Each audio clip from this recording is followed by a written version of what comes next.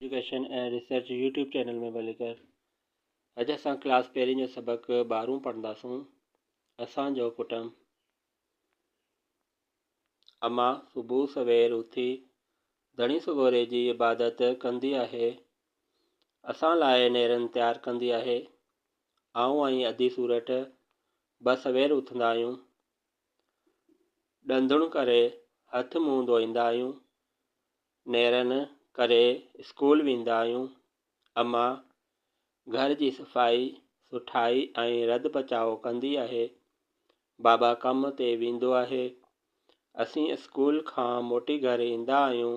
वॾनि खे सलाम कंदा आहियूं। मानी खाए आराम कंदा आहियूं।